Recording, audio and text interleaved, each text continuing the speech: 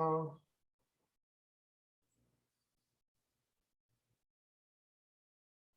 cool. All right.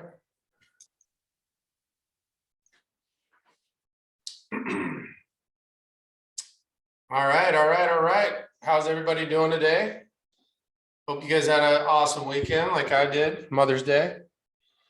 We are Jackson's here today. Good to see you, buddy. So we're just gonna let everybody kind of pop in here for a minute or two, get everybody on.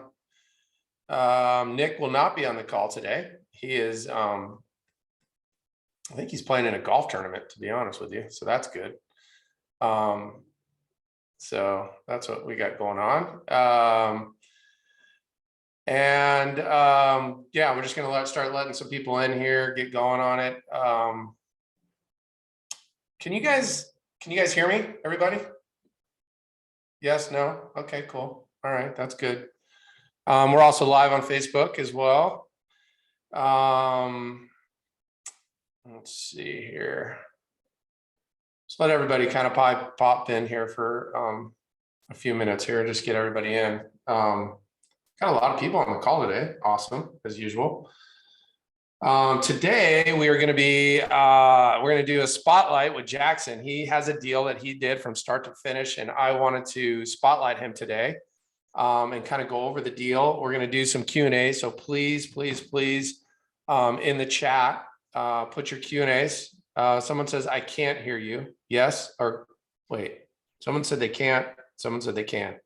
All right, two to one. I'm going to assume that you can. We're also gonna let's see here. I got a few little housekeeping things I want to talk about. We're bringing new people on every week into our Facebook group, so I'm just going to keep adding some people in here for a few minutes. But if you guys don't know, if this is your first time in the call, on our weekly office hours, which we do every day, we switched it to 12 to 3 p.m. Eastern time. I felt like that was a better day for us because we were doing Tuesdays and we weren't able to actually, it was too short. I wanted to kind of extend it a little bit and answer some of the questions that people have in the group and talk about the strategies that we're doing and what's going, there's a lot of, this is kind of a technical type of strategy, but we want to make sure that everybody is able to get some of their Q&As answered. Okay. Man, we got a lot of people coming on here, popping on. I think some people had issues with the link. So if you know it, if you know anybody who was having issues, just tell them to copy and paste it in their browser, and that should help. So that's good. Please put in the chat if you guys have any questions. I want to tell you guys real quick before we get into some of the housekeeping items. This was a really cool. I'm going to read this to you. It's in my text message here. So one of my local note guys that I work with, because we're note buyers, right? So we create a first, we buy a house, create a first, or buy a house, sell it, create a first and second, sell the first, keep the second type deal, right? So there's a huge fund that I work with here in Phoenix, Arizona. They're note buyers specifically for Arizona. They're set up in Arizona. Super cool statistics. So I'm looking for the text. I can't. Oh, here it is. So I text my buddy Joel, and I said, "Hey man, what were your numbers?" No, I know what it was. We were going to do a deal together, and so we were just chatting, and he goes, I had my biggest month in the note business ever in April. Okay, just a small fund that he runs in Arizona. Okay. So here are the numbers, okay? And if you guys want more, just remind me, and I'll do it again at the end because it's really pretty cool if everybody's still popping on here. So they funded 23 loans, okay? They had eight more assets, so it was going to be 31 loans within a couple at the end, all the way through April, and maybe a week after May, okay? Out of that, they closed. The average loan amount was $374,000. The amount they funded was over $10 million. Okay. at a loan to value of 65% loan to value. Okay, so back into the math, we're talking mid $500,000 purchase prices with 35% down, 10% interest. And these are mostly 30-year loans, owner occupants. Okay, so just to like let you know, the myth out there is that people, why would anyone in their right mind pay 10% interest to own a house, especially it's $375,000? Like, why would they do that, right? I don't know. All I know is they weren't bankable from the traditional banking world, and they wanted to own a house, okay? And so they were perfectly comfortable putting 35% down and paying 10% interest to be a homeowner, okay? So now they're locked in for 30 years on these loans. So pretty cool. And as someone said in the chat here, as rates go up, it's going to change. As rates go up for me, it still has to be affordable. It has to be affordability, right? So a lot of people in our group, they ask, they're like, well, Eric, I'm not making the work that it's not working for me because based off the model. Well, it'll always work if you get more money down, in my opinion. If you're getting 35% down, what is that? I mean, good Lord, 374 divided by 0.35. 374 divided by 0.65. There you go. Yeah, $575,000. I was right. I just want to make sure I was right on the math. All right. So just want to give you guys kind of a cool statistic. $10 million worth of seller finance loans just in one small little market in Arizona. Arizona is one of the smaller markets that specialize in seller finance. There's more loans in Texas probably combined, it's 25%. I think of all seller finance loans are in Texas, right? That's why we like Texas. All right, so we'll get started here. I just want to do a few housekeeping things.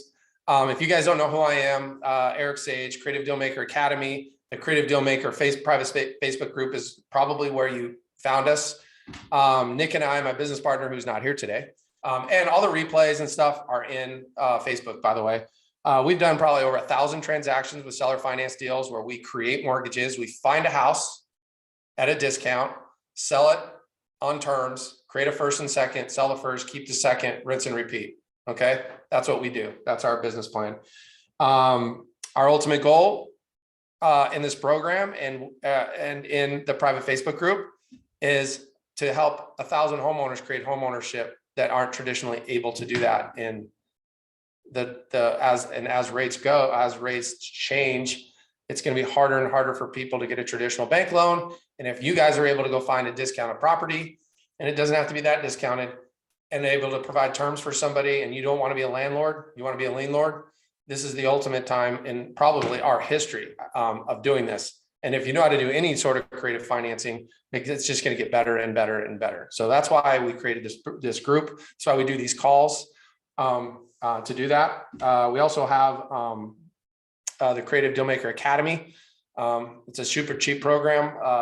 I think the link's in our Facebook group.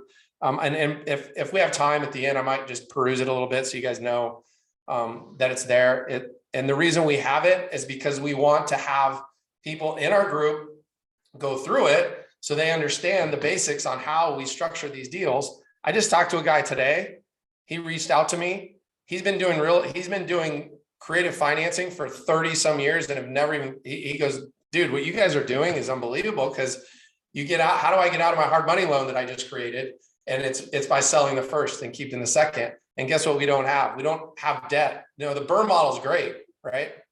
But but eventually, I don't know. Personally, for me, do I want to have 10, 15, 20, $30 million worth of debt that I'm responsible for and to create all this great cash flow? Yes, that's great. But personally, in single family homes, I'd rather have a second lien with no risk on my end and create a nice loan and home ownership for people that deserve it.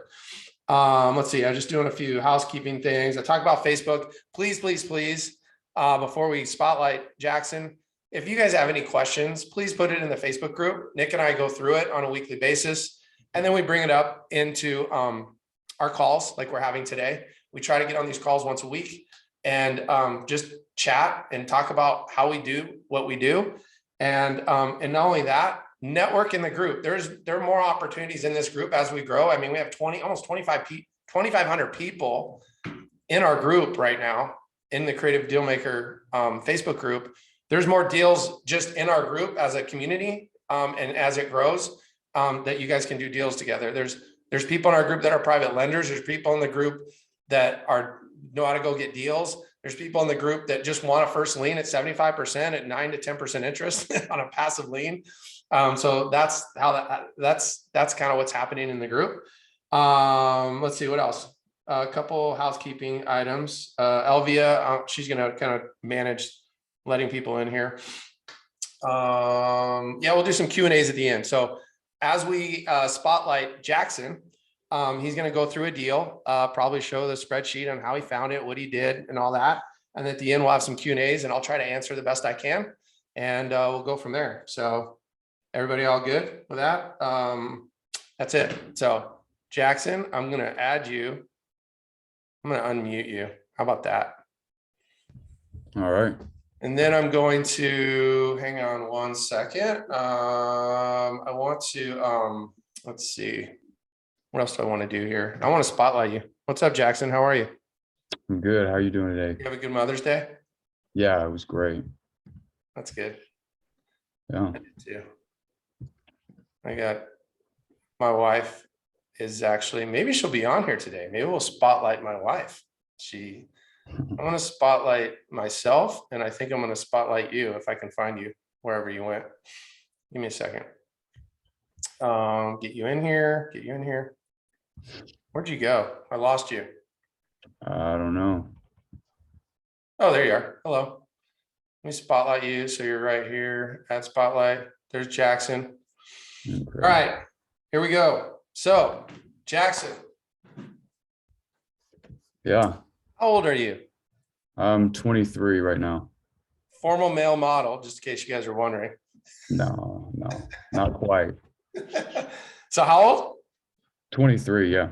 Okay. All right. Cool. All right. So let's talk about the deal we discussed last week. Let's just do what was the name of it? I forget. It was in Silsby. We just call Silsby. it Silsby. Yeah. Yep. So let's talk about how you found it. First of all, how'd you find the deal? Okay. Well, we found it through Facebook a wholesaler on Facebook.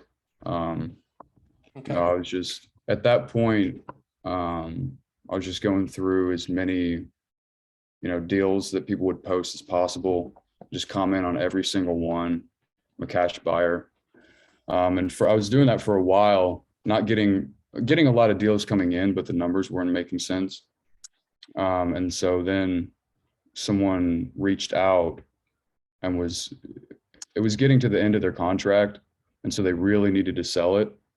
So they were just kept hitting me up and saying, look, we need to talk about this deal. And so they sent it over. I think he initially had it at, I think it was like 78,000 or maybe even 80,000. Okay. So I didn't think it was going to work at all. We eventually got it down to 56,000.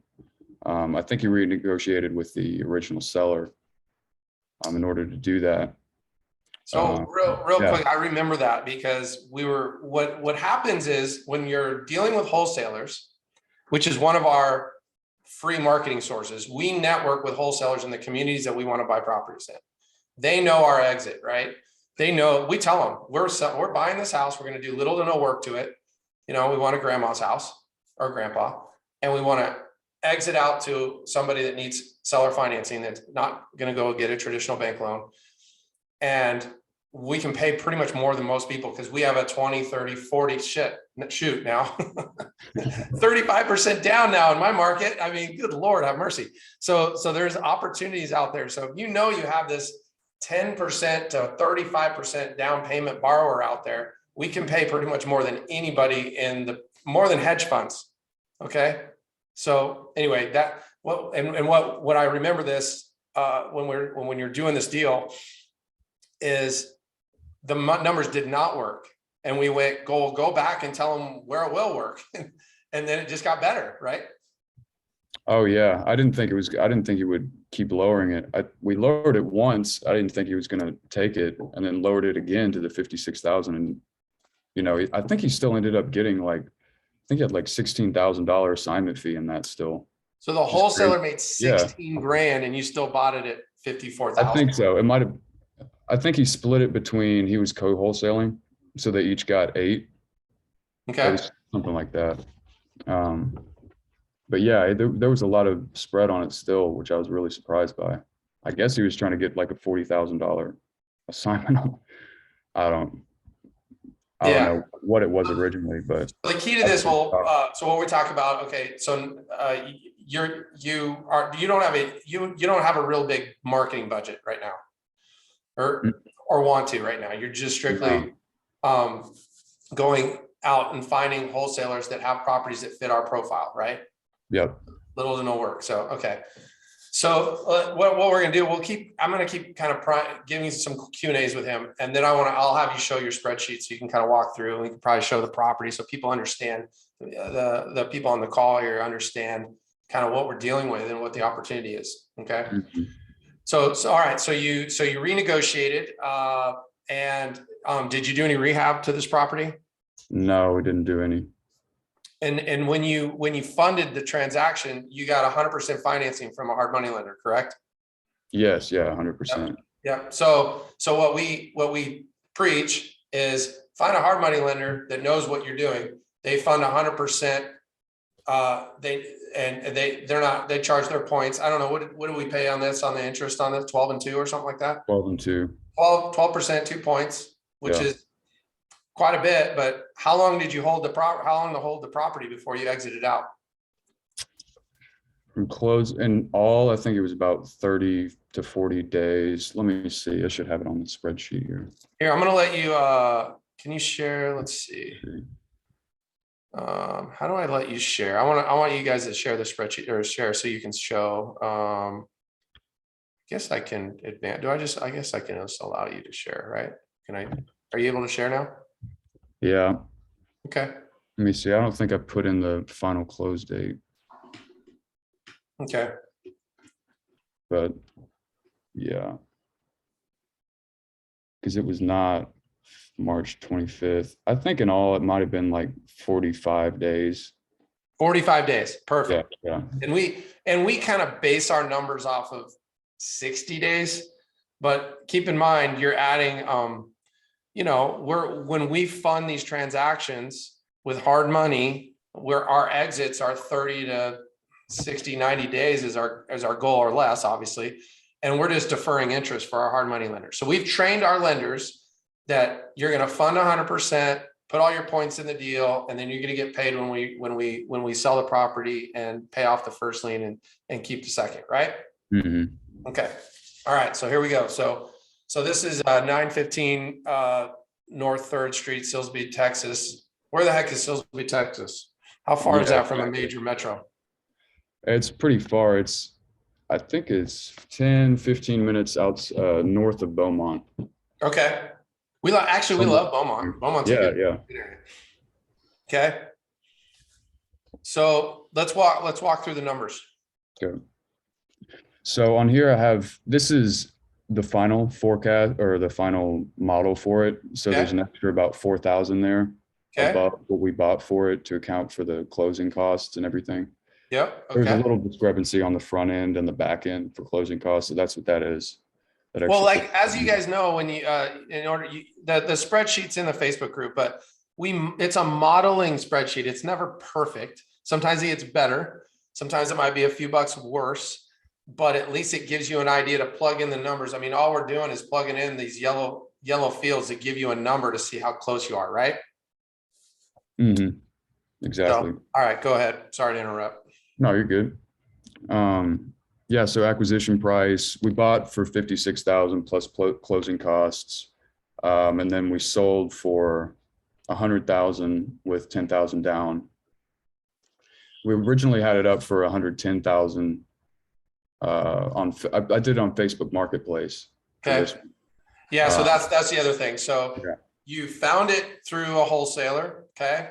He was overpriced. You went back and retraded him and said, or didn't even retrade him. You didn't contract it. You just said, hey man, I can't buy it at this. Yeah. I need to be at this number. So you got it down. You got it down to 56, 54, whatever. And then you got a hard money loan to fund 100%. And then instead of putting on MLS or whatever, you went and used Facebook Marketplace as the disposition side of it after you closed, right? Right, right. Okay. Was this property, do you have any pictures of it? Yeah, it's not, it doesn't look good. Just let everyone know. Hey, this is the whole point of what we're talking about Yeah, here. exactly. Yeah, let's Well, see. these aren't too bad right here. You can see it's outdated there. Like right there. You can see the front just looked awful. Yeah. Well, I bet you're gonna go back in a few months from now and take some Oh pictures. yeah. I mean, that's landscaping. Yeah, that's easy. Um, yeah, pretty dirty back there. 2-car garage, Yeah. detached, great.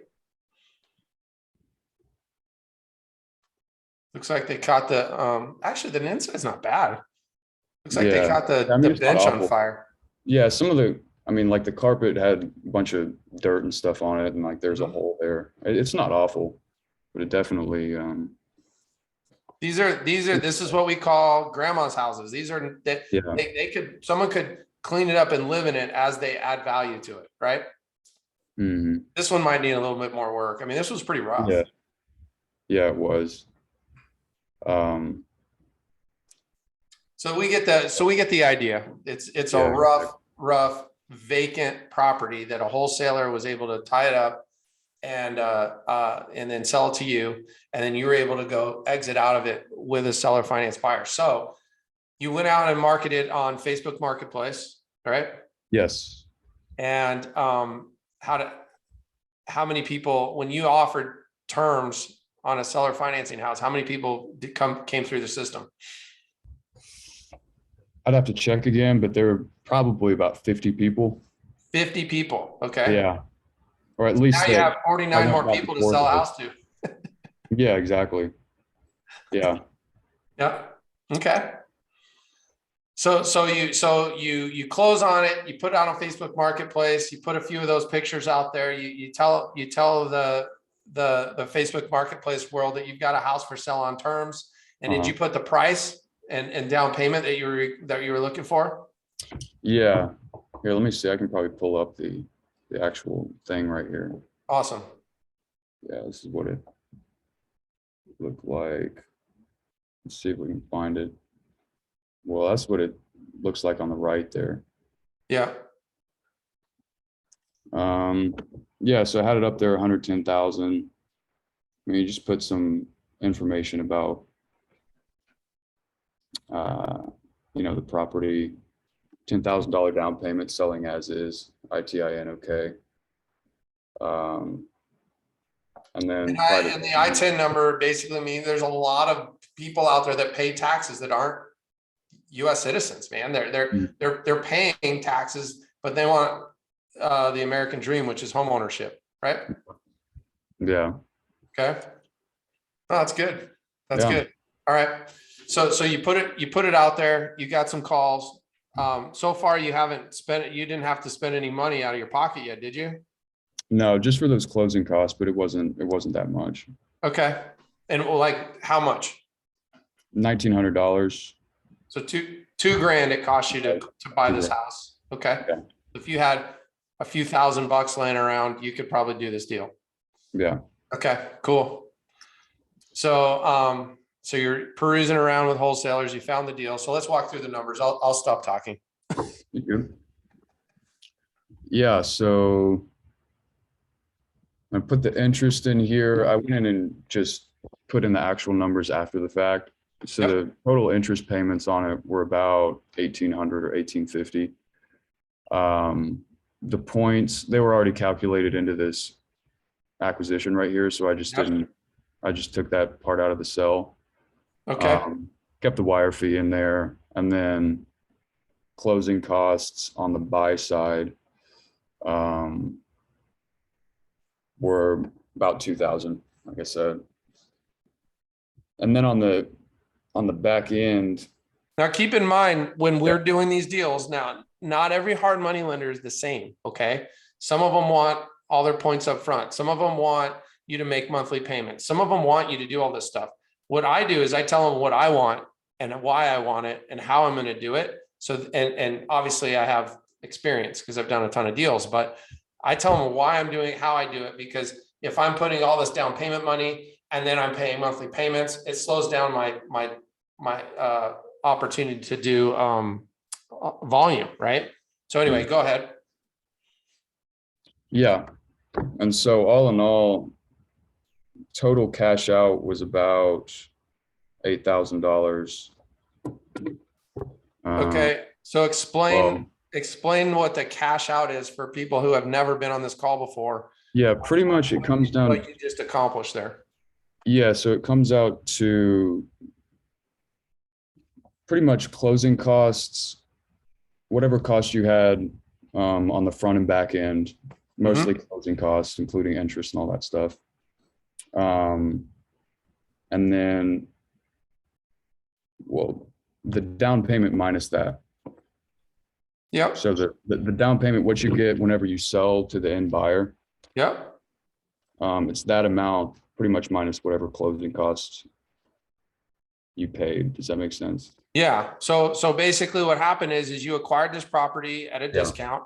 The hard money lender came in and funded the deal with, and then they front loaded their fees and everything into the loan amount. Okay. So it's deferred. So you're getting deferred payments on the 60,000 or whatever it is, whatever that number was. Okay. And then you went over here and you sold the property with 10,000 down. Did you get a total of 10,000 down? And then they paid their closing costs on top of that, correct? Right. We split the closing costs on the sales side about 50-50. Okay. Just to help them out. Which is normal. And that's part, it's in the modeling sheet to do that. So then when it's said and done, so if you look down here in the box, what is this 50 and where it's red at 8,050. The reason that's red is because when it's green, it's 10,000 and above. But God forbid, Jackson made $8,000. He didn't put $1 of his own money. Okay, he put $2,000, $1,900. But you got your $1,900 back plus the 8,000, correct? Yes. After the down payment, after the closing costs, all that stuff. So you made $8,000 net cash after all your expenses. There's a first lien over here of $75,000 and a second lien of $15,750. Okay.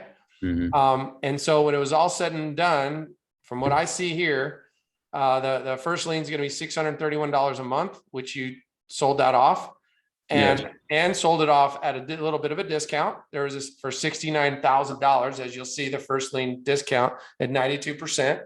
So you even sold that first lien at a 92% discount and still make $8,000. Okay. And now you're going to get $122 a month on that $1,750 for the next, who knows how long, probably 7 to 10 years, I would imagine, because majority of the borrowers here, what's going to happen on this deal, I'll tell you, which is still fine. They'll end up paying this. I don't know who the borrower is, and we'll talk about that in a minute, but they'll end up paying it off faster than that. They'll just pay it off. Some of these borrowers don't want debt, but God forbid you made 8,000 and then a year or two down the road, you make $122 a month. And then the 15,750 is just waiting to get paid. Right.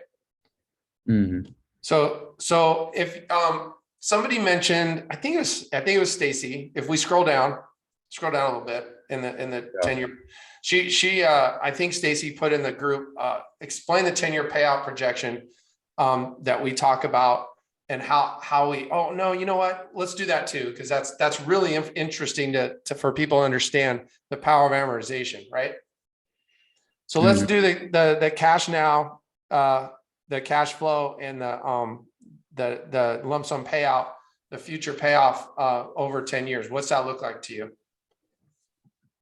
You mean from one of these cells right here? Yep. Yeah. I want to know if this thing goes 10 years, how much money are you going to make? Looks like 23,800. Right. Okay. So you got your 8,000, right? You got your 8,050 in cell. I don't know what cell that is. 60. I can't see over there. Then there's cash flow. So $14,623, right? Is that what that equates to? So if you take $122 a month times 120, that's $14,640. Okay. Plus the 8,000 that you got net cash. And then if you amortize that out over 10 years, that is that right? $15,000, 15,750 at 10.5%. They only paid it down $1,000 over 10 years. Is that right? The future payout? Or are you mute? Oh, go ahead. I just said could be. I don't have the amortization. I'm gonna do this real quick. So was it 15, 715, 750? Oops. 15, 7. Actually, is that amortization calculator there? Can you just click through that? Let's show everyone down there where it says note amortization. The notes on note. So Note Unlimited is the free calculator that we use. So if you just put in there that 15,750 rate is 10.5 and 120. Is that the term was 360. Okay. 360. 360, and then if you hit payment, it's going to be 122. So then if you scroll down to 120 months, so scroll down 120. This 120 months. Keep going. So if this pays off 120 months, yeah, sure enough, $14,430. So let me ask. So this is the amortization is our appreciation. So you want to buy this property, you want to keep it, you want to keep in mind the last 7 to 10 years, massive amounts of appreciation. But I've been getting paid off on a bunch of loans lately because there is so much appreciation. But I still made a crap load of money because I still bought them wholesale, sold them retail, got a great rate of return on my money, and then I'll rinse and repeat. The best part about this deal for Jackson is he just put 15,750 and getting paid, 10.5% interest. He has no cost in the deal. He doesn't owe anyone anything. Do you? No. Yeah. I mean, you have no cost. So all right. So let's go back to, you can go back to your screen again. So everyone can see the amortization calculator on this, or as they can go back to the spreadsheet. So these are so powerful. This is just a small little $60,000 property or $100,000 property that creates these types of numbers, So now we go velocity, the 10x velocity, right? So the reason we talk about the 10x velocity is, number one, you bought this with no money. You got a hard money lender that you explained what you're doing. They funded the deal. Then they got paid their 12 and 2. 45 days later, they got their money back. Okay. And so without any money out of your pocket, I mean, how many more deals could you do? Right. And right now, I think the hardest part for anybody right now is finding deals. It's not money. Right. But so the 10x, the velocity of the 10x is how, if you were renovating this property, you saw the condition of that property. I mean, I can tell you right now, I'm doing one that was worse than that. I'm actually doing a case study in how stupid it is to do a remodel. Okay. And I'm the case study anyway. So, but the point is you're not doing renovation. So if you can turn every 45 days, you do another property. I mean, you're talking, 6, you're going to probably have 6, you could have 6 deals every 60 days, right? In the pipeline. But if you're remodeling all the time, you're not going to have that. So what is your, so you have the 10x, that's 10x velocity. And then you have velocity of 5x. So explain to everyone what your thoughts, what's your take on that and why it's 371,000 versus 185,000.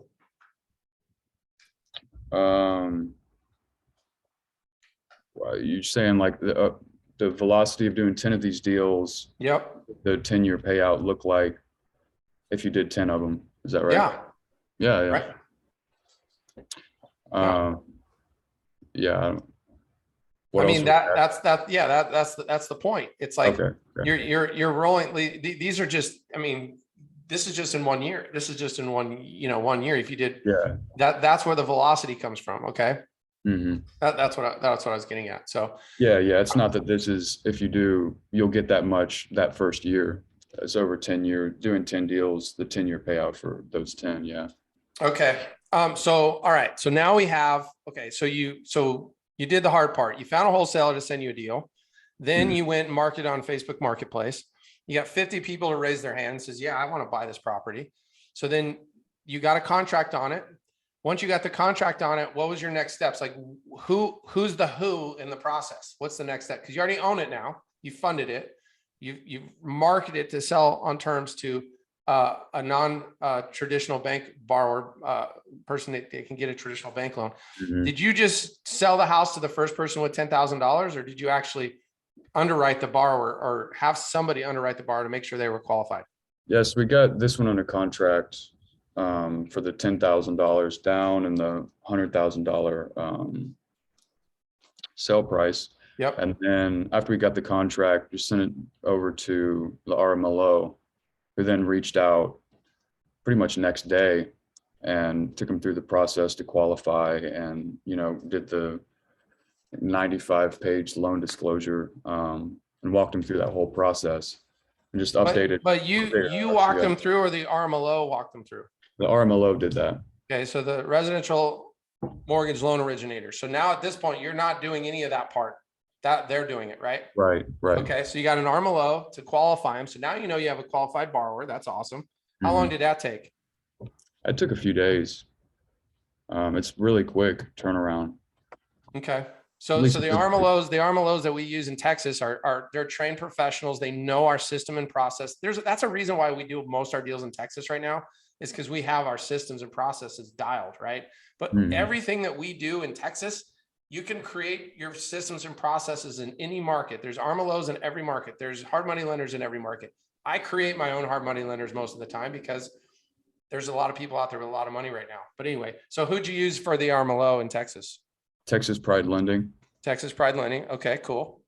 So anyway, so now you have the RMLO, they did their thing and you just kind of stayed on track with them. So contract happened a couple of days later, they approved the borrower. Okay. And then who'd you use for title? For title, we use Tiago Title. Tiago Title. Yeah. We love Tiago Title because they know who we are and how we do what we do.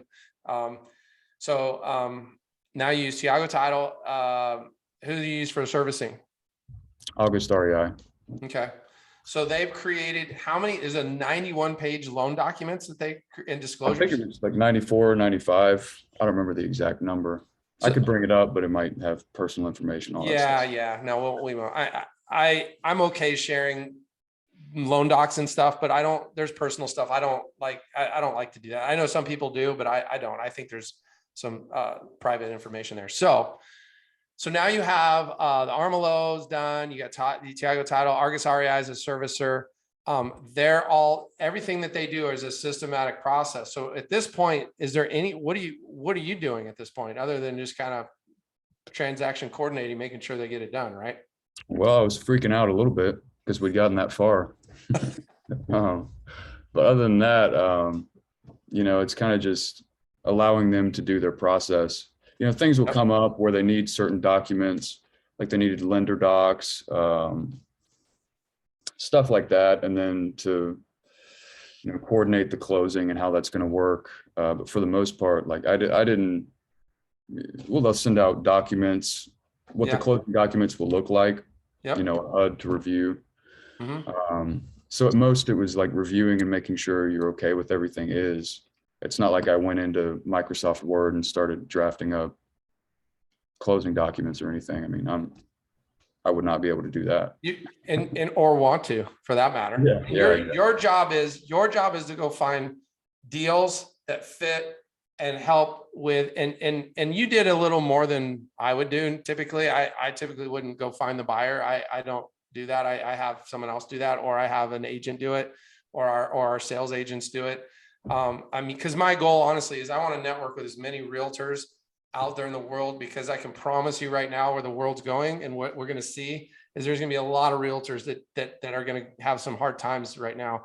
But if they can be their seller finance master in their market, it's literally going to be the greatest thing they ever do financially and personally, because you're going to be able to be that person that provides home ownership for people. You're going to be the person that's going to be able to get someone in a home. Let's go back. Can you go back real quick and show the payment that this borrower is going to have for the next 30 years? Yeah, it should be up here as an estimate. Yeah. I think, yeah, I put the servicing fee in there. It came out to around $1,000. Rent the area. $1,000 a month. That's PITI. And obviously, as you guys know, um, um, as you know, we charge principal, interest, tax, and insurance and servicing to the borrower. And then we also say in our agreements that if there's ever a change in the fees for our servicing, it gets passed on to the borrower. And we also include, I can tell you right now through experience of buying existing notes that don't have they don't have tax and insurance. It's like, it's an absolute disaster. It's a nightmare. Okay. You have to have a it's like owning a rental property, but making sure everybody's in line. That's why this is the greatest thing about creating loans versus buying existing loans, especially creating loans that are fully underwritten with a 94-page package. The buyer of that note is just like, we're just handing them a stream of income. Like you just handed them a stream of, what's the income that they're going to get on that note, that first lien. Yeah, they're getting $631 a month with a $69,000 investment, right? And so, and not everyone is equal. Not everyone has a discount. Not everyone is discounted at 92. It could be 85. It could be 97. It depends. But this is kind of the model that we create, knowing what we know in our market. So, so with that said, where are we at? So we have our servicing. People are asking some questions. I just kind of want to get through the basics of this specific deal, because this is exactly what Nick and I talk about. And this is why our group was created for this type of deal. So you exit it out. The Armalo, the servicer, the title company, they're all kind of talking together to get through the transaction. Taxes are all front loaded. Insurance is covered. Servicing's covered. What else happened in this transaction? Marie sent me a Facebook message to ask a good question. She said, if you had 50 people interested in the house, how did you decide which one to send to the RMLO? Because you only send one per property to the RMLO, right? Jackson, the first thing that I would think of is how are we going to sell 49 more properties to the next 49 people? Yeah, exactly. Yeah. Anyway, I'll let you answer the question. This is a great question, by the way. Yeah, when I said 50 people were interested, that's 50 people, interact. If you put it on Facebook Marketplace, especially, it's easy to show an engagement. Is just they click, hi, is this still available? So there were about 50 people who, after they tapped that, we had a back and forth about the property. When you do Facebook Marketplace, if you do it, there will be maybe, let's say there might have been 100 people or 150 people who tapped, hi, is this still available? And then only 50 of them from then on actually go through the process with you to like even walk the property.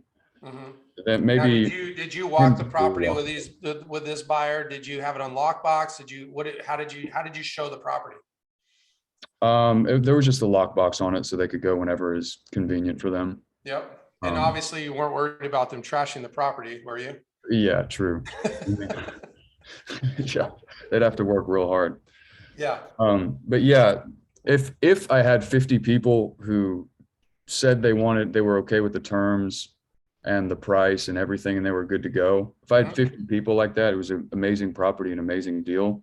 Then I'd get them to send like a proof of funds sort of thing.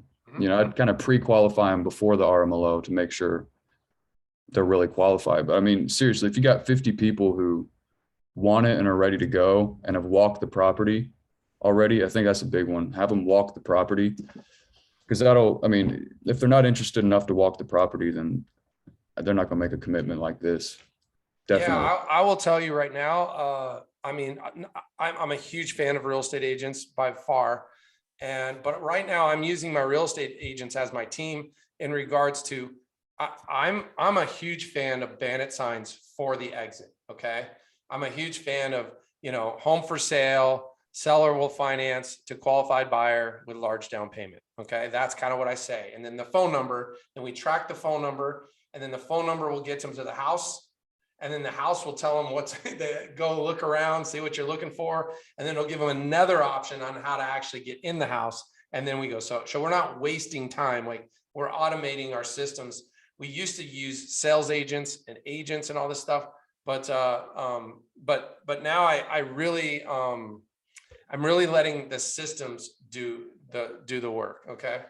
But so anyway, back to, so you, how did you qualify? Why did you take this buyer? Well, I asked them before, I let them know like what the total monthly payment would be, an Mhm. estimation of it with taxes and insurance, and let them know that it is an estimation Yep. based on what tax and insurance really are, just to confirm, is that can they afford that? Yep. And plus the down payment. I mean, that's an easy thing you can do. If you've got multiple people saying that they want it right now, then I would say have them send you some sort of proof of funds, like a screenshot with their personal information. And Scratched as out. competition happens, Yeah. what I'm seeing is they're bidding up the down payment. Like Yeah. you know, Yeah. you can sell the house for more money, obviously. But my goal is we're lucky because we can go find a discounted property. Okay. We're not selling homes and creating loans at par like a bank would. We're buying wholesale, selling them retail. We don't, I mean, how much more do you really need to mark it up? Let's be honest. And so I want my borrower to be able to put a down payment on there that makes sense. Look at that house. They go and remodel that house and make it pretty for them. All of a sudden there's equity. So now that there's equity, what's the chance of default? It's $1,000 a month to live there. One of the reasons that we love Texas is you can still find these houses in Texas that are 100,000, under 100,000. Number one. Number two, we get to pass on all the expenses to the borrower, right? What's your expense of owning this house now?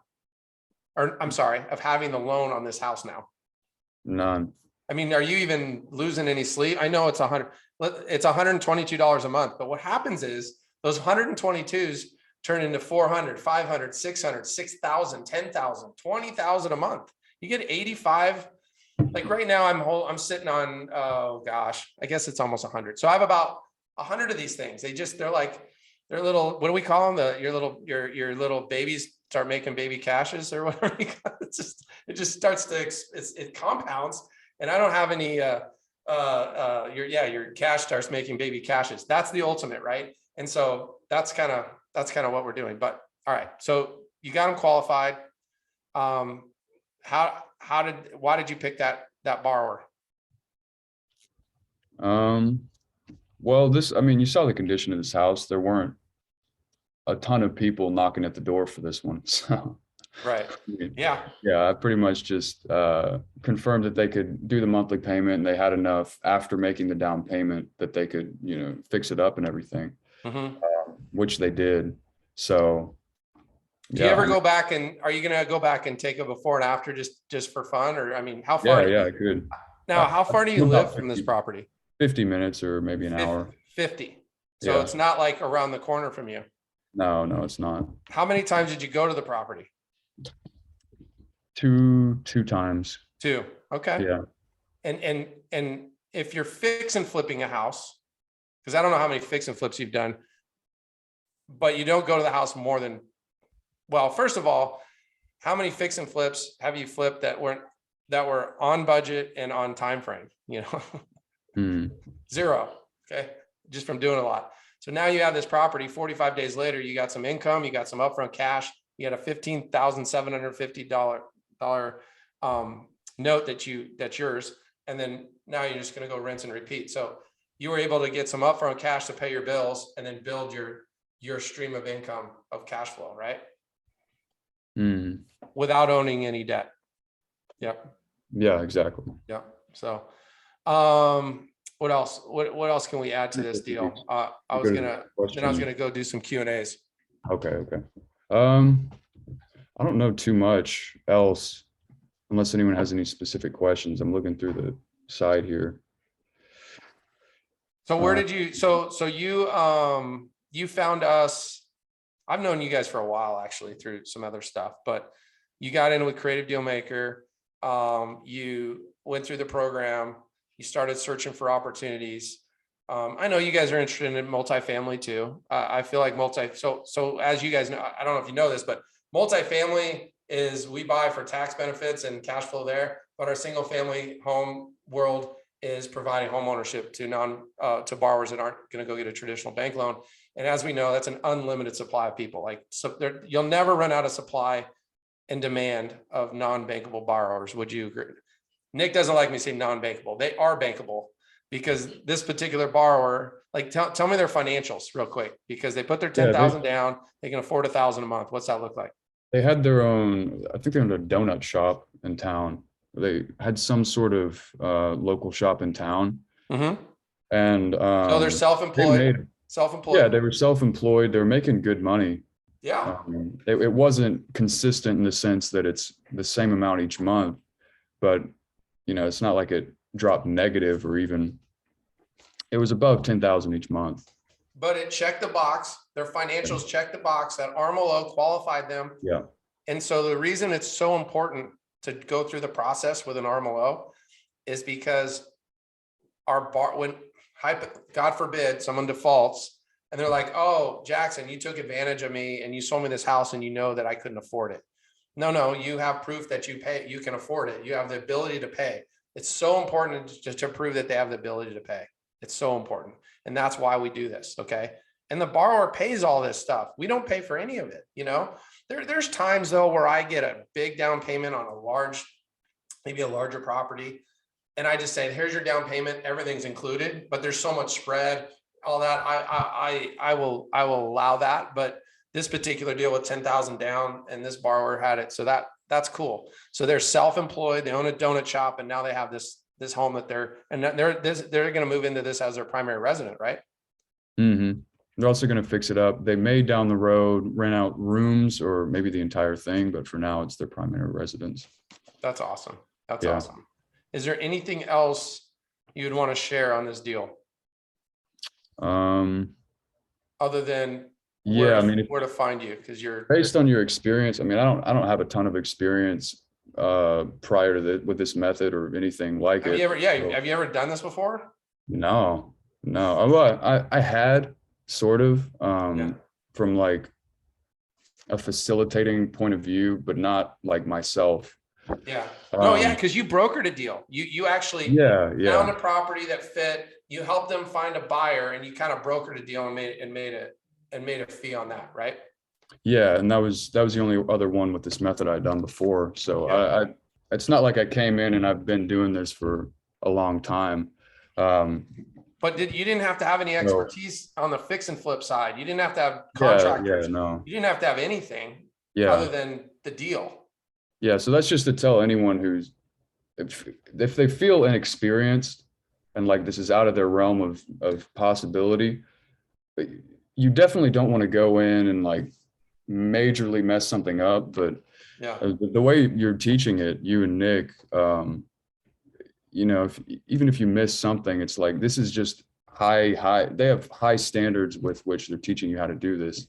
Mm-hmm. So it's, you know, you like they say, what is it, like 90% of notes created aren't created in this condition. Mm-mm. So, you know, just it's like fixing up a house. We call it the F-150 story, where you have a F-150 that's 2005, you know, all the oil changes, everything's been documented perfectly. Or you have a 2005 that's been banged around and whatever. Like, what's more valuable, that 2001 that's crappy, or the one that's been that's been done right? We create our fix and flip notes. Technically, our fix and flip is the documentation for that borrower, and then you get a lot more value for it as you go out and do it. So, all right, Jackson, that was awesome, by the way, and I can't wait to see you grow. Nick and I are literally not going anywhere. Like, there's no reason we're going to be doing this. Like, I'm 10 years out on this business of just creating an amazing community. Nick and I don't have to do this. We enjoy it. I get excited about watching these deals. I get excited about the opportunity that you created for that borrower to get a home ownership and then go and just do it. It's fantastic. So, all right, I'm gonna try to answer some of these questions. So, thanks, Jackson, by the way, that was awesome. So as rates go up, and are you planning to raise your rates? So yes. So like I don't know if you guys were on the call initially when I first started, in Phoenix, I mean, 575,000. So one of my I'd call them my mentors, but he buys a bunch of notes and creates them. I mean, they did $10.5 million worth of paper in April, and their average sale, the purchase price of the home was 575, and their average loan was 375 with 35% down at 10% interest, 10, not 9.5. So as rates go up, yes, we absolutely have the opportunity to raise rates. I have some of my note buyers, they're good with 9.5 right now. I mean, yes, you have inflation, you have all this stuff, but I think it sticks to affordability. Okay, you want people to be able to afford to live in the home that note that you created. So you can go inflate it all you want, and then you're gonna end up taking back the dang house, you know? So it has to make sense financially for you. And as you guys know, like if your note buyers are comfortable with that 9 or 10%, that 9.5% note, okay, and you don't have any cost in the deal, you can play around with the numbers all you want. I mean, that's the best part. And actually recently I was looking at some deals, and my one of the guys I work with, he's like, Eric, we could sell this for we can sell this for more money. Like we could sell this for more money. And so when we underwrite the deal, yeah, maybe the house is worth 280 and he's going to sell it for 300. And I'm like, you can sell it for as much as you want. But the note buyer, we're going to underwrite it at market value, like maybe it's 280. And that's what we back into the numbers. So, like, yeah, maybe Jackson, you sold that property at, you sold it at 110. Someone's gonna, it's in the questions here, but you still get 10. Your second's just gonna be bigger. You know what I mean? You're just gonna have a bigger second. And so since you have no cost in the second, does it really matter? And is it still affordable for the borrower? And is the borrower okay with paying that dollar amount? I mean, we're not selling these houses at 30-40% over market. That's for sure. So as rates go up, are we going to raise rates? That's a mindset. I was going to say that's a mindset thing for me too, because walking in the house for the first time, I was like, this is not good condition. I mean, I was putting myself, in the buyer's mind. But then, you see that, I mean, this one was $250 under the rent rate in the area. So if they have the money to fix it up themselves, and then they've got, they own a house for less than they'd be able to rent in the area. So it makes sense at that level. So I think that's something that can help other people. That was a mental obstacle I had to get over. 100%. Yeah. Like I've sold houses, I've done remodels and sold them on terms, and I've done zero, which I will do zero from now on. That's my motto. Yeah. But you go back and you go back to the property, and there's a full landscape package done. There's a new deck out front. There's a guest house in the back. Instead of shingles, they put tile on the roof, and all of a sudden you're like, holy crap. Like my risk just went to zero practically because of and here's the thing, like as rates change, okay, and we in the, back in 07, 08 crash, we had variable interest rates. Okay. That was a big problem for a lot of people because they had no idea what their payment was going to be. It was variable. Their houses were upside down by 50%. Well, if their payment stayed the same and they couldn't go anywhere else, they just keep paying and staying and waiting. Right. We know historically what happened, if you would have waited it out, it would have been fine, even at variable interest rates. We're giving people a 30-year fixed loan. Okay. So someone asked here, Brian asked, can I use the strategy in my solo 401k? Don't want any active income. 100%. You could have went in your solo 401k and bought that note at 69,000 from Jackson, and he would have sold you that note. Could you buy it and get hard money in your solo 401k and put leverage on it and do the same thing? Absolutely. There's don't quote me on this, but there's the UBIT, unrelated business tax. I'm not quite sure because I have a solo 401k as well, and I do deals in that. But you can buy the loan. Personally, for me, I would just be turning it over and over and over and over again. I would acquire, turn it, just keep turning that money over and over and over again, the way Jackson did with my solo 401k, because you're eventually going to run out of money. You're going to run out of solo 401k money eventually. So why not just turn it and turn it and turn it? Maybe put some money down and turn it. That's what I do. So let's see, go back. Jackson. So he asked what hard money lender we used on that. I don't know who you used on that. Do you remember? Hassle-free cash flow investing. what is it? Hassle-free cash. Hassle-free cash flow investing. Oh, no, that's your note buyer. That's your note buyer. I typically on the note buyers, like, just so you guys know, like we don't typically, our note buyers, we're kind of, we keep that stuff to ourselves, but they're a monster company, so they're good. But who's the hard money lender used in Texas for that? I'm pretty sure it was the same one. Because it was in Silsbee and it's not like a primary market. Oh, yeah. Okay. Yeah, it was like a one-off Okay. sort of thing. Okay, cool. But yeah, if it was in a bigger market, then we would have used a different one. We use a different lender for that. Yeah. So here's the deal. Hard money lenders are everywhere. Okay. Your job if you're a newbie or you've been fixing flipping houses forever, you only need one that understands what we're doing. Okay. And then the reason we like hard money lenders that are hard money lender businesses, because we don't have to explain anything to them. Their business is to lend you money at 12 and 2, 10 and 2, 10 and 1, whatever the number is, doesn't matter. Let's be honest. You were in and out of this deal in 45 days. Did the points really matter? No. When you're fixing flipping and you're going to hold this for 6 months, that's where it starts to eat at your profits. But you're not fixing flipping anything. You're in and out. So that's why the hard money fees don't really matter. So we just educate our lenders, and they love us because we're turning so many deals that they want our 10 and 2. They want our 12 and 2, whatever, so that's good. Okay. Was it sold as is, or so someone asked, was it sold as is, or did you do any cleaning, the landscaping? Did you do anything to this property? No, I didn't. I bet your most expensive thing you did to this property was driving there and putting a lockbox on it. Yeah, pretty much. Yeah. So let's see. Does anyone use a web form to pre-qualify the potential buyers? If so, what info are you collecting? So if you go to our, do you have a web form that you use, Jackson, or do you? No, I just did this manually. Yeah. I mean, you can create any web form, any web link that you want people to go to fill out the form, to pop it out. But when you have a sales agent or a team member, you did it yourself, which is great, by the way. But if you have a sales agent or team member, they're already gathering, they already have all the buyers. I mean, as this market changes, you're going to have team members that have more buyers and houses. They're already underwritten. They already have the down payment. They're already ready to go. The houses is the challenge here in our market right now. But it's nationwide. So that was Brad asked for the web form. We have web forms. What we do, God, I will put it in there and I'll send it out to you. I forget exactly because I don't do the web forms. So what do you tell? Oh, so Eric, this is from Stacy.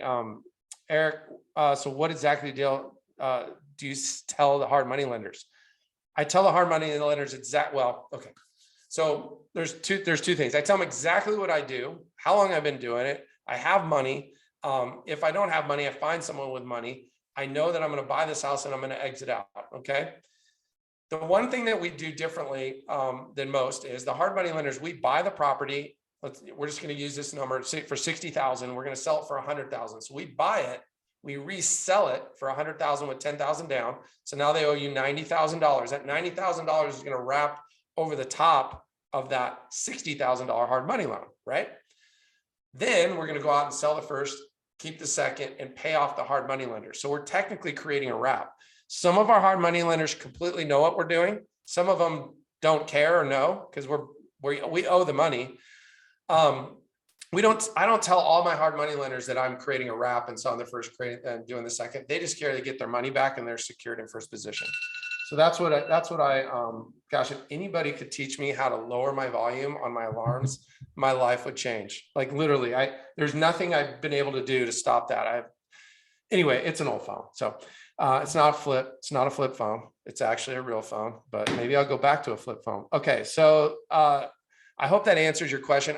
Here's what I do. I tell everyone on my team, all my lenders, all my buyers, everything, exactly what I want. And how I want to do it. And if it doesn't fit, then I either work with them or I go to the next person. There's more money out there now than ever. Like ultimately, you guys want to know the ultimate world? find the lender that funds the acquisition, okay? Then you sell the property, wrap it, and then they stay in first position on that first lien, and you just assign that the one loan to the next loan, and you rinse and repeat. So Jackson and his dad, John, may have found the ultimate guy, because that borrower, you have an investor that's been doing flips and buying holds for 40 some years. Guess what he's probably tired of? Being a landlord, right? And so you told him what you're doing, and he's like, oh my God, I'll take that 9.5% interest first all day long. How many deals can we do? And the best part, if I'm not mistaken, is that you are, the best part, if I'm not mistaken, is they're going to find the houses for you too. Right? Yeah, they're bringing on a new acquisition manager, or they were going to do it anyway. And then like we met and heard about this whole thing. So it's just like a good fit. But yeah. And this is what like my wife and I were talking about this over the weekend, is a lot of people are in realtors. She was in a realtor event, and she went through this whole entire thing on how to raise private capital. Okay. And she was a stockbroker, sold annuities for years. And so at the end, the agent came up to her personally and says, but I don't really have any money. Once I pay off this debt, I'm going to raise more money and I can go do more deals. And she's like, oh my God, what did I just do? I just explained this to you for an hour and a half. Where did you miss because how much money did you put into this deal? Like real deal. Like, I know you had $1,900, like you didn't have to put up you didn't have to put up any money. You trained so you don't need money. You just need deals, right? So, all right. So, hey, Jackson, how did you explain to the end buyer that there's a first and second? Blah, blah, blah. Okay. So, hey, Jackson, how did you explain to the end buyer that there's a first and second lien with two different interest rates? Well, you tell them. I don't remember specifically what I said, but it was along the lines of, it's just going to be one payment for you. Mm-hmm. So they're just going to be added together. It's just something for the back end, the way we structure it. So all that matters to you is that, your total payment is going to be this amount, and it'll just go to that one servicing company. So they get a payment letter, explains where to send it, how much to send. And then the servicer, because there are trained servicers, they just divvy off the payment. One payment goes to the new note buyer. The next payment comes to you, right? Mm-hmm. That's it. Yeah, I don't know how you would say it. That'd be interesting. I will say that I just sold one on terms to a real estate investor. She's a real estate agent in South Carolina. And I did not disclose that there was a first and second. And she's like, oh my God, and in that particular market, there was 2 servicing fees. There was some things that came up that I didn't disclose. And I normally do this. I think it was because I didn't do it. I think my team member did it. Anyway, and so I had so much spread on it. I said, I didn't disclose it. It's fine. I'll eat the $12 or $15 for the second servicing fee. But the coolest part about in Texas with REI, August REI, they only charge one fee for first and second. So there's not an additional fee there.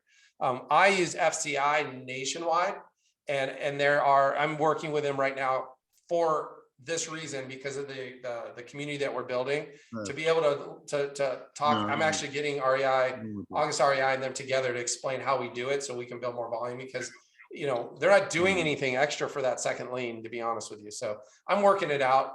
I like FCI for the nationwide stuff, and August REI. They're in a couple different states that I like. So, all right. So RMLO, we talked about that. Did we talk about who the RMLO was? I forgot. Yeah. Texas Pride Lending. Yeah, Texas Pride Lending. I think someone put in there. Okay, so his next question is, Jackson, did you sell the entire first mortgage? Are there future payments that revert back to you, assuming the loan is still in effect at that time? Yeah, we just did a full sale. We didn't do full sale. Everything. Now, what I'm doing a lot is, I just went through this with John, one of the guys in our program, is there's a few things that went into account on why I would do this. But think about this. What if you just sold a part of that loan? Instead of selling 69,000, maybe maybe you come out of pocket a few grand and sell a partial of that loan. And then you actually have a back end on that. I think that's what he's talking about. I mean, you can Google partials. Personally, for me, partials are a game changer. I think it's a phenomenal way to sell your loan because you're always in the deal, right? And it depends on how your discount is. If you just want to front load, lower your first lien and have a bigger second, it kind of acts as the same result, honestly. We talked about Argus REI servicer. Is yeah. So someone asked if the spreadsheets in the Facebook group. It is. I think someone might have already put it in there. I got blocked because so many people reached out. I don't know what that means. All right. Why'd you drop? I'm just kind of going through something. Why'd you drop the price to from 110 to $100,000 with 50 people interested? Yeah. So those 50 people who were interested, out of those 50, we had back and forth about monthly payment, down payment, all that stuff. Out of that, maybe 10 actually went to walk the property. And out of that 10, then maybe 3 sent a counter offer. So it's that sort of thing. It kind of each step, it kind of dwindles down, and that'll help for if you're worried about having too many people wanting to buy. Each sort of step in the process will kind of filter out a lot of possibilities. So it wasn't like 50 people said, I want it right now. It's 50 people expressed interest in it. Right. No, that's good. Yeah. No, that's good. So I think Stacy asked who wrote the note and who sold. So full disclosure, we helped. Actually, we bought the note. Did we buy the note? I can't remember. I think we helped you sell it, but we helped you kind of matched up on that one. Mm-hmm. Who wrote the note?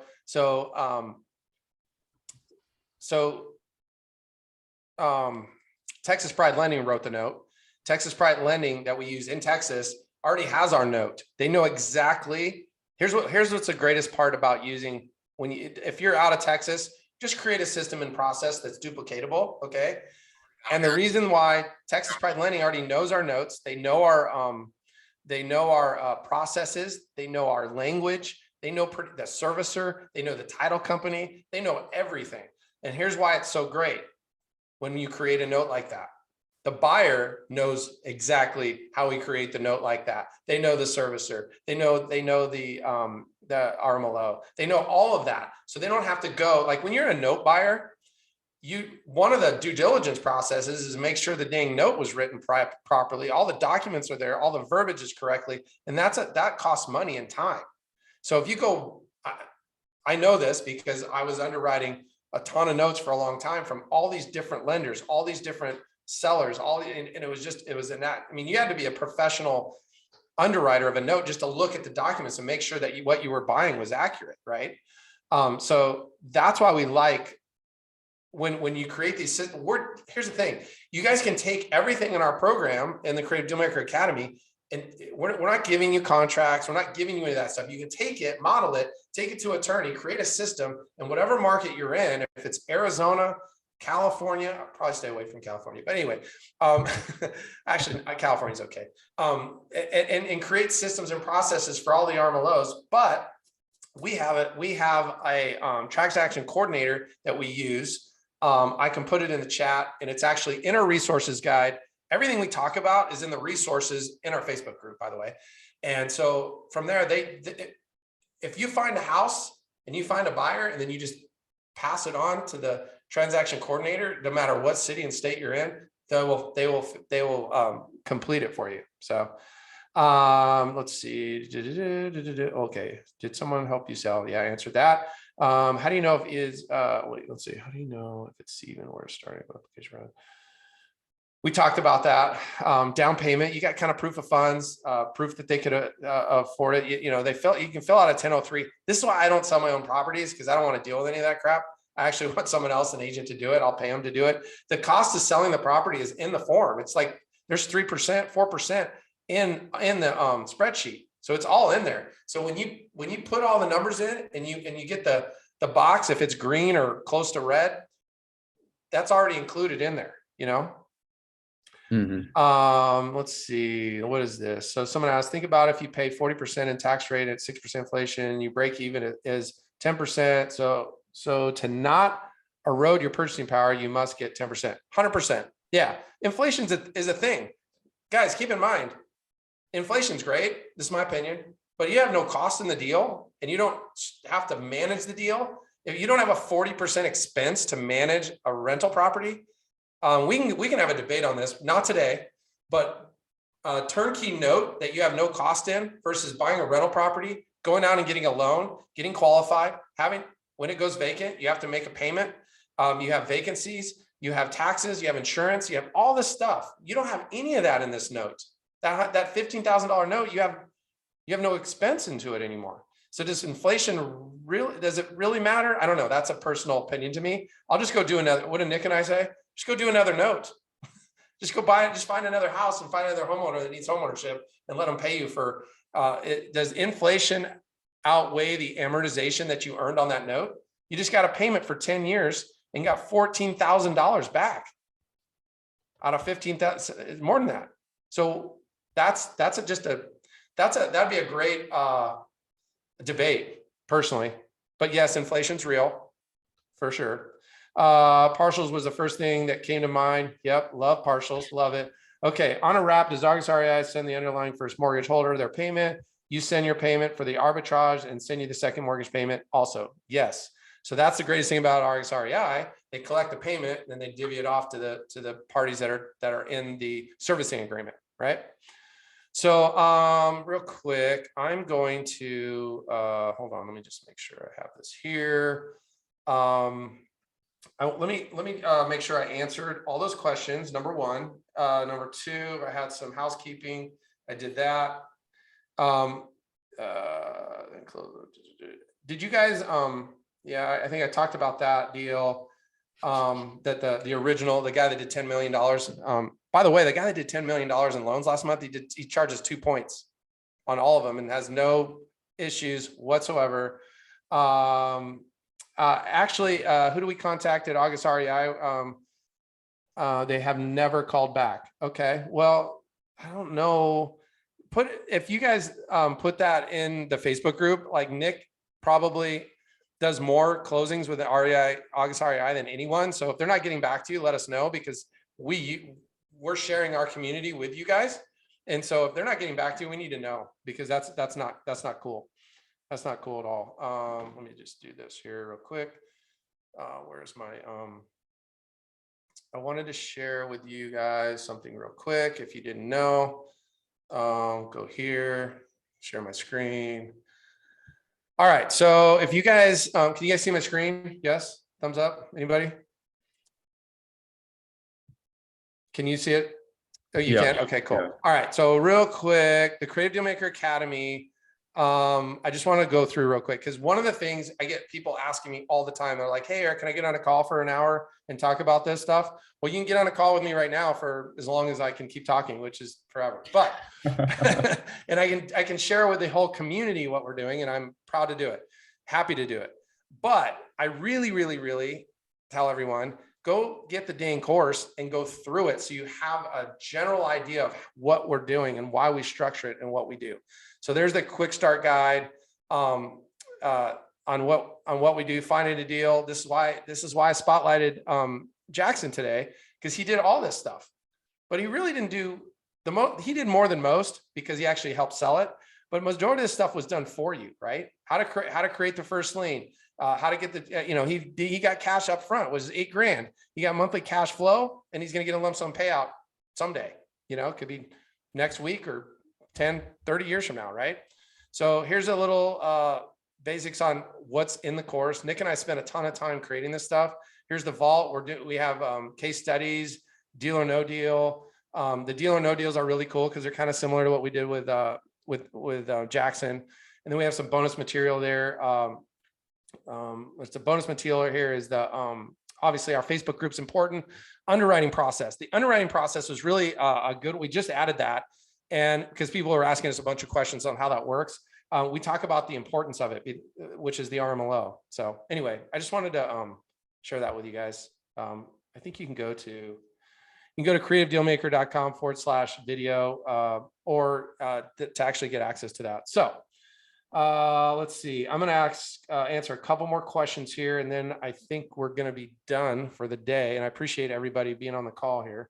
The replay will be in Facebook, which is good. Hang on one second. On a wrap. Who do we contact? I'm going to get that. The contact Elvia. Let's make sure we put in our notes to contact August REI and see why they're not getting anything, why they're not getting their calls returned, because that's how they make money. I don't know.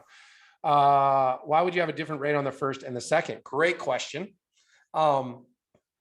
It's based off payment. So, and what the laws we can charge, I guess it'd be usury laws, right?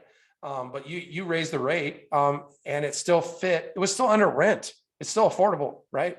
So the PITI was $1,000 and rent's in the 1,200 range. You could probably go up. I've seen people do a 9.5% first and a 13% second, right? So you can change that rate around. Okay. Is a partial on the first just to adjust? Okay. So is a partial on the first just to adjust your spread after ratio between the first and the second? Yes. I like partials because you're whatever amount that, so here's the cool thing about partials. If you're selling a note, it's gone, right? That's gone. And you have your second. But if you partial your first, it's just the difference between what you partialed it for. It's a race to amortization, right? So you're actually gaining. Every payment that comes in is catching up to the partial payment. So you might make an extra $4,000 or $5,000 in a few years by just partialing the first versus selling it. So it's just a matter of what your note buyer is willing to pay for a partial. Okay. The best part is with all this, you guys, you're the one that found it, and you're in second position, and you're a master of finding buyers that aren't able to get a traditional bank loan. So if there is a issue, there is an event where someone loses their job and it's a long-term problem, you're going to go, you might work a deal out with the seller, not get out. Here's some money, maybe they'll move on, and then I already have a buyer lined up for this property already. So the note buyers love us in second position because we're going to help fix that problem. Okay.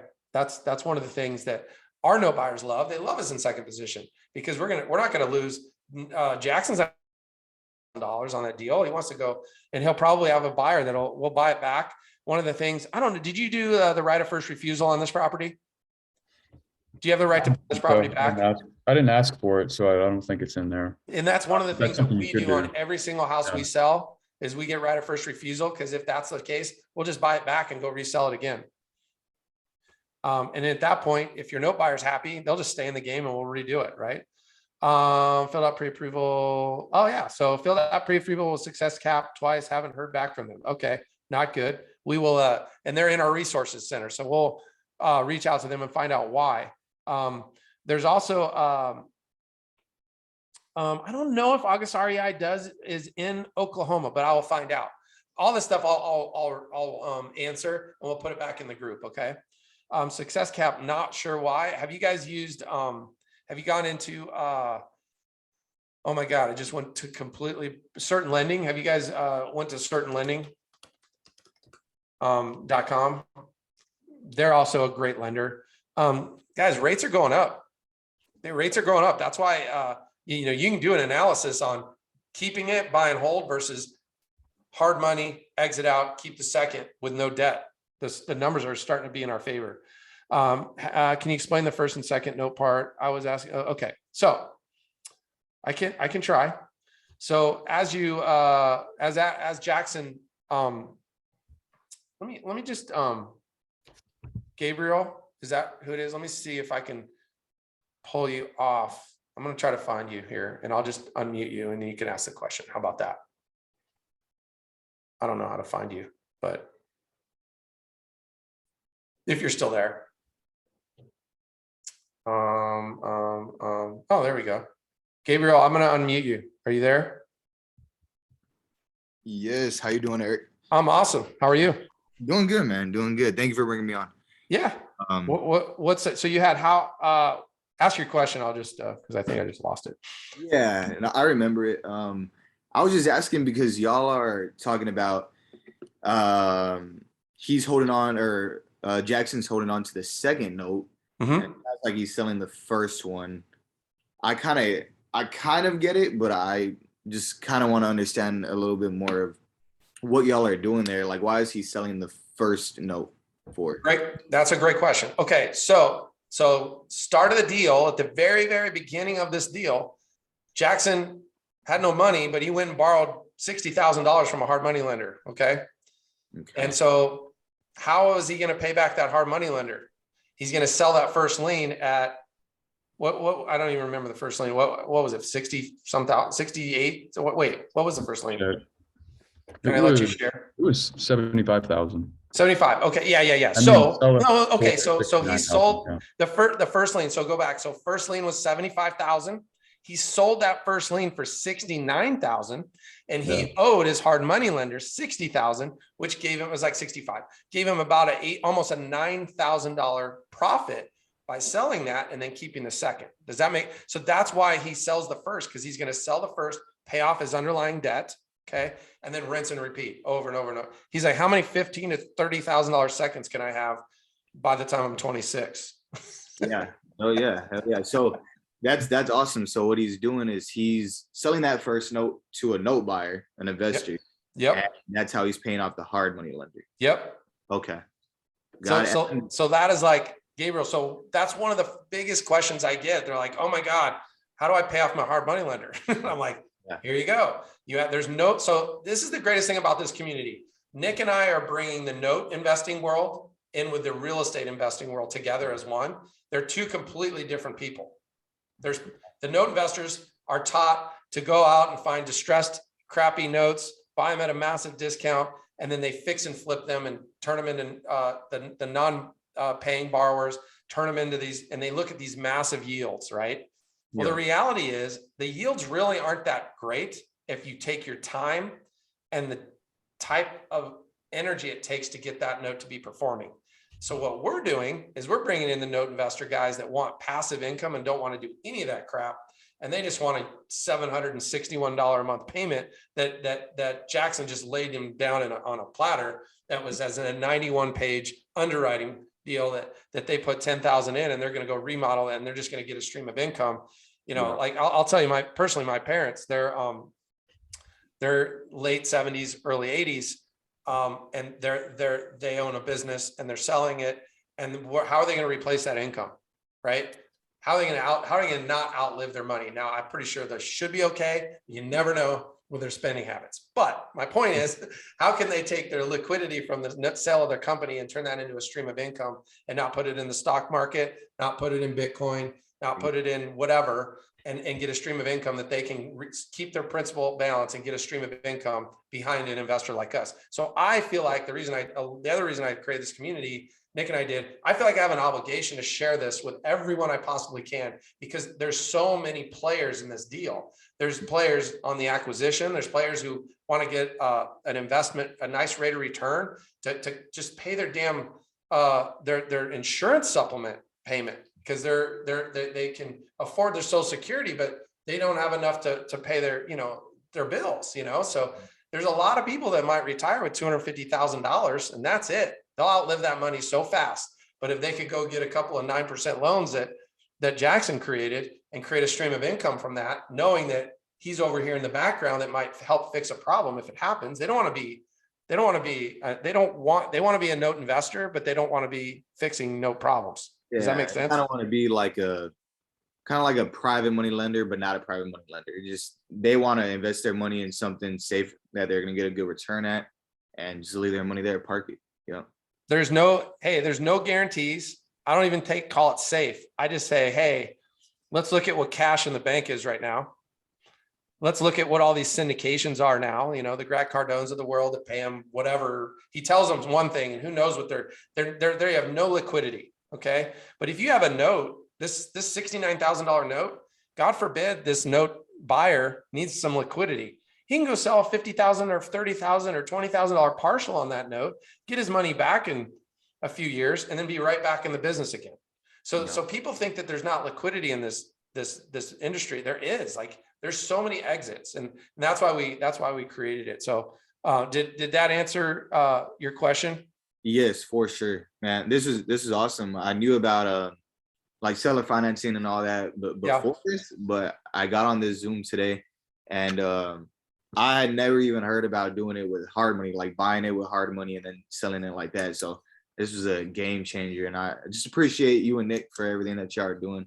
Yeah. No, that's cool. I appreciate you getting on, and please, that's the other thing. That's part of what I need. Share our Facebook group with people. Like, I mean, we're bringing people in, Mhm. but share it with other people in the group, because share it with your private money lenders, share it with your other investors, your other wholesalers, every people that don't understand this, because they just don't. I'm in a pretty large mastermind group. Nick and I are, and I mean, like, really successful people. And I'm on a call last week, and they were talking about the massive Latino community that they're serving in Florida. And I'm like, and I know these people, like, I know them. I'm like, do you guys understand what we do? Like, what, why are you not reaching out to me? I want to help you. Like, Yeah, and so they couldn't exactly. figure out the exit on this thing. And so, Yeah, I mean, I'm in South Texas. I'm in Corpus Christi, Texas. So I mean, it's probably 90% Hispanics here. oh my gosh. Oh man, Yeah, yeah. go Google the demographics in Corpus Christi and see, I mean, you could have thousands of loans there, and support that community. You could be you'd be, yeah, you'll be the leader in that group. And that's that's the other thing that I'm really working on right now. And, the bandit signs are kind of old school, whatever. But if you know, if you have a way to get supported in the Latino community and tell people what you do, you'll build the biggest, baddest buyers list that you could ever have in your community. And you can just be clipping off wholesale deals all day long, Yeah. creating these amazing loans and amazing the home ownership. And once you do that, honestly, like, once people listen to me, they know my purpose and why I do what I do. But I don't speak Spanish. Like, Yeah. Nick's partner is in Texas that he used to be with. I mean, he's from, I think he's Chinese, so he speaks Chinese. Oh, And, nice. and Nick does not speak Spanish, and they did thousands all this. Anyway, so I think that's just important to you to share that with your community for sure. Yes, I will hopefully be able to do that. And I will. But yeah, man, I appreciate you. I don't want to take up too much of y'all's time, but thank you for everything. Yeah, no worries, man. I'm glad you connected, and just stay in the group, ask us any questions, and we'll see you on the other calls Yes, sir. Thank you. later. So someone asked one more time here, and then we're gonna hop off because I got a call here in a few minutes. But was a hard money loan paid off when the note was sold? And the answer is yes. I hope we just answered that. So he got a $60,000 hard money loan with all the fees included. It was deferred, no monthly payments. Then he sold it for 70. You sold it for 100,000, 10,000 down, $90,000 loan. You got a $15,000 second. General $75,000 first. You sold that first lien for 69, which paid off the hard money lender with all their fees, and they front loaded all their fees. That left you with 8,000 cash and $122 a month. And then, if you could just keep doing those over and over again. And as the market opens up, you guys, yes, it's hard to find properties. Yes, it's a little difficult, but when we're looking for properties that don't need rehab, we're going to pay more than most people. Most fix and flippers would not have made that deal work. The one you did for $100,000 would not have been able to make that work if they did a full reno, because it would cost them 30 to 40,000, and about, let's say on the best case scenario, 90 days to turn a reno. But let's be honest, like, it is, I mean, geez, I've got a little issue in one of my houses with a bathroom, and I can barely get anyone to show up. So that's why wouldn't it be great to just add the sweat equity to the borrower so they can do that? Like, this is the greatest thing. So let's say that was a 40,000. So what's the real retail value on that property real quick? I forgot. About 140. 140. Okay. So let's just say we saw the condition of that property. It was pretty rough, but it was livable. They could move in. The water worked. There was probably, we saw some AC, the AC product, everything, the basics worked. And so if that was a $40,000 remodel, and you gave them the full 40 basically, but you don't have to, because the majority of renovations right now is time, is labor, and the rest of it's over 50-50 labor versus material, but the time it takes to get this stuff done. So we're eliminating the time. That's where the velocity of doing these deals over and over and over again, right? So anyway, I appreciate everybody on this call. Please share our Facebook group with everyone so you can bring your hard money lenders in, bring your private money lenders in, bring your parents in, bring anybody in that has money so you can explain to them how we're doing it, and you can use us on how this works. We have tons of experience, and obviously if you guys have any, if you go to creativedealmaker.com/video. Let me just put this in the chat. I think this is it. Creative. I did it already. Oh, you did? Okay. Yeah. Thank you, Elvia. So that's it. So you guys have an awesome week. We're going to be back here at 3 p.m. Eastern next week, unless something weird happens, and we'll keep sharing what we're doing, and have an awesome day. Thanks, Jackson. Appreciate it. Thank you, Eric. Appreciate it. Later, guys. Bye, See y'all. ya.